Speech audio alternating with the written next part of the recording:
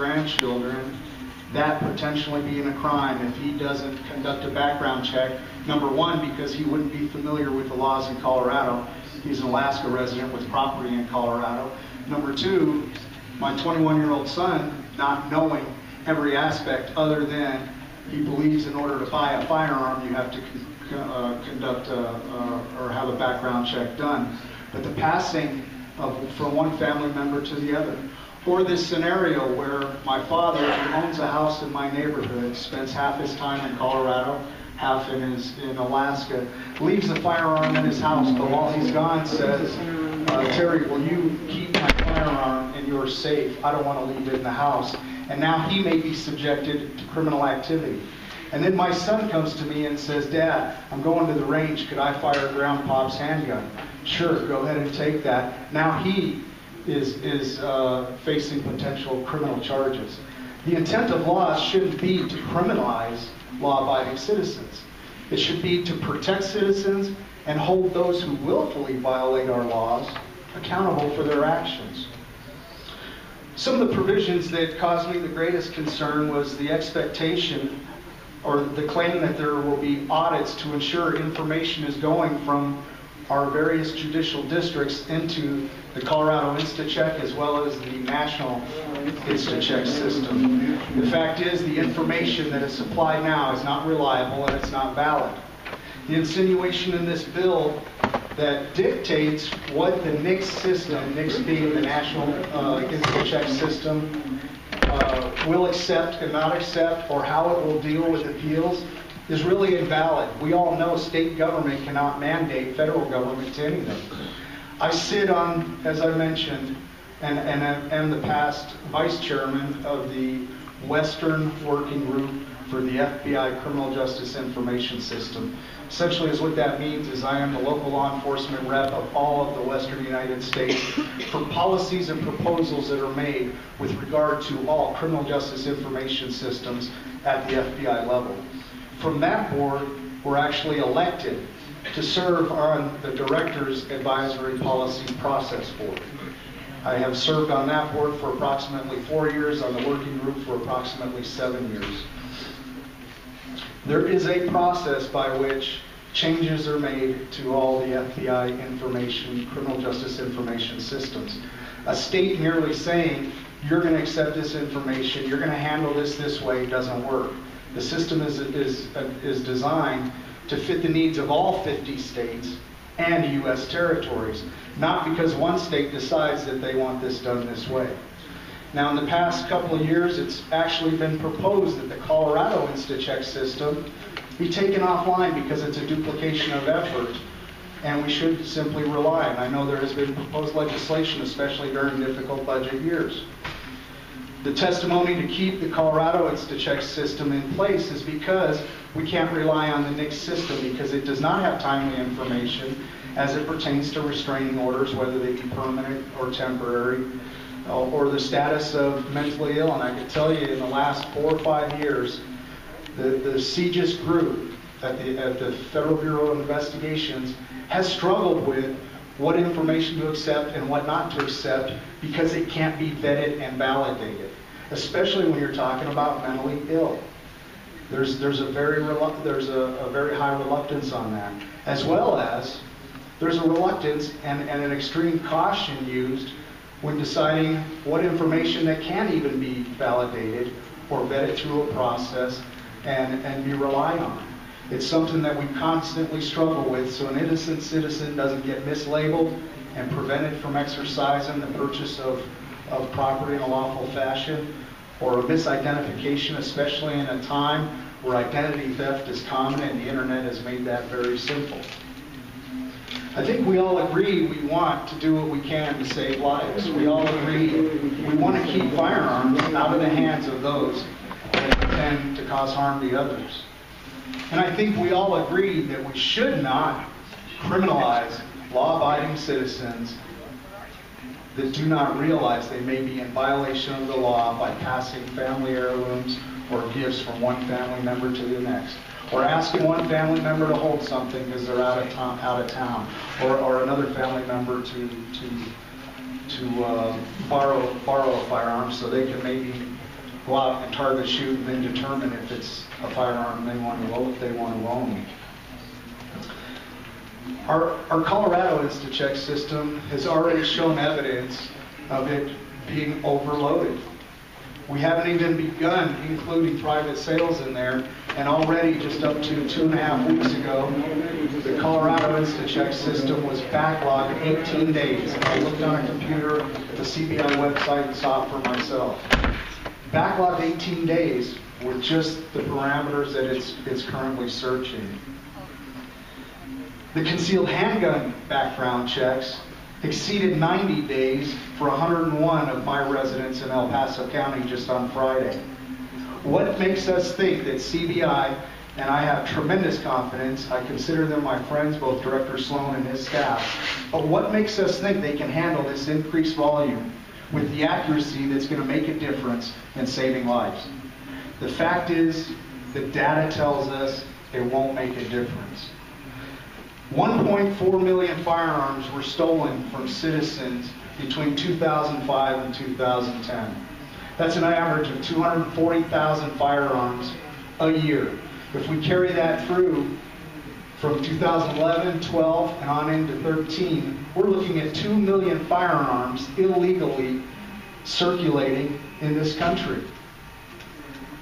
This background checks makes people believe, or this bill makes people or leads them to believe that they will be safer and these firearms will be stopped and bad guys won't get them anymore.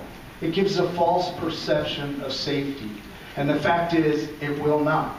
There will still be 2 million firearms circulating in this country illegally, and those individuals that are operating outside the rules set by society, they won't be inconvenienced by this because they will just buy it underground. I think the worst thing we can do as elected officials, as leaders in our community, is pass laws that give a false sense of safety. I think that in of itself is a tragedy. I think that's why we have so many sheriffs standing here today feeling so passionately about this. If we knew, and the data supported, that this bill would make our community safer, would prevent a Columbine, would prevent an Aurora's theater shooting, we would be on board. But the fact is, we, like you, answer to our constituents, and there's not one of us that can look them in the eye and say, this bill will make you safer. It will create an inconvenience, and I fear most that innocent people are going to be labeled criminals because they're inadvertently going to transfer a weapon with good intent to family members and friends. And they're going to have to learn what our legal system is all about. I think if we want to do something right, if we do share a passion to protect our citizens, Sheriff Justin Smith from up in Larimer County had a great idea.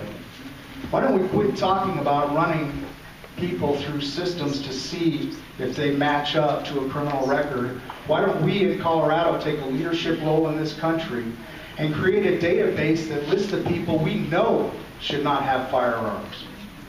Let's put that out to the public. Let's get public buy-in. It's community policing and partnering with the public that declined the crime we've seen in the last 15 years. Who is partnering with them. Let's create a database at CBI that we load in the people we know cannot have one. It would be very timely.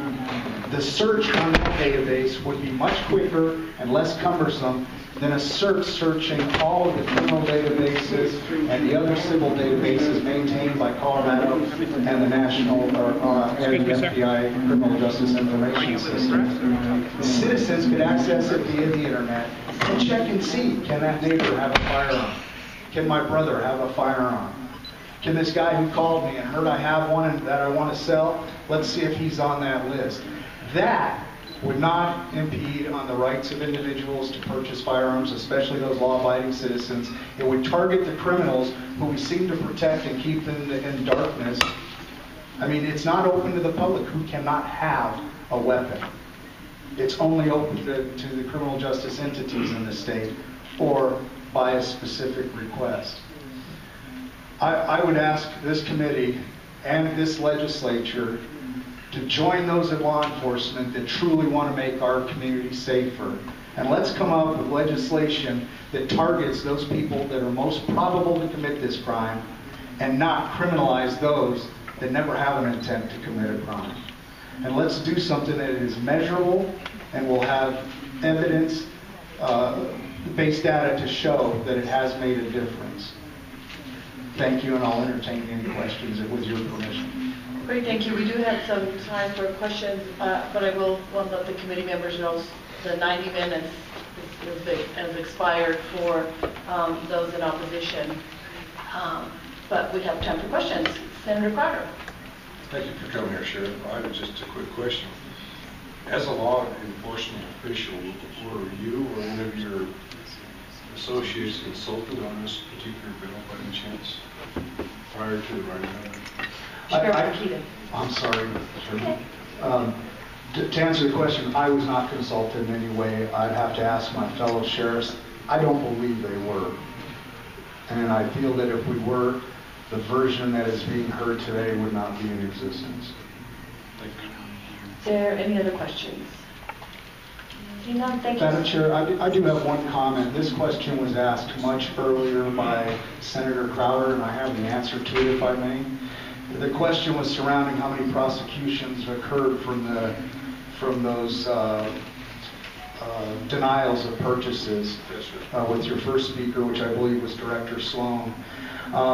Out of the couple 100,000 that have been turned down by the NICS, at least the National Insta-Check System, they vetted through and selected 76,000 that were forwarded to the Bureau of Alcohol, Tobacco, and Firearms.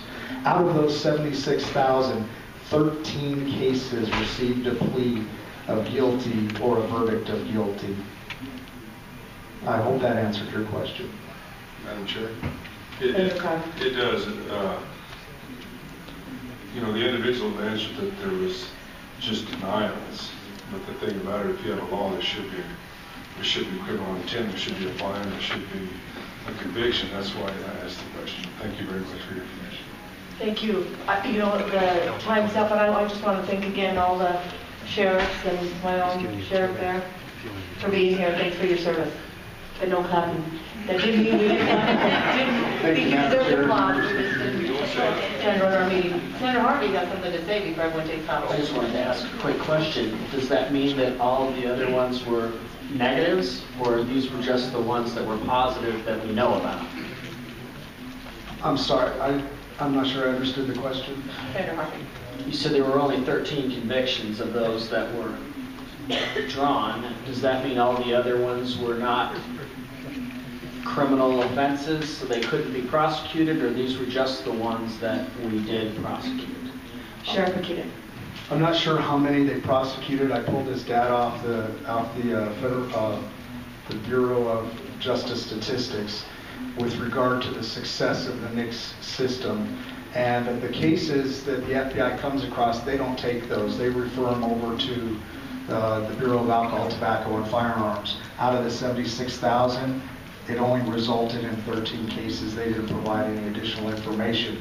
But I'm actually leaving today at 7:30 from DIA to fly to my next working group meeting, and I will see if I can't get you that answer, because I'll be meeting with those folks then. Thanks so much. Thank you.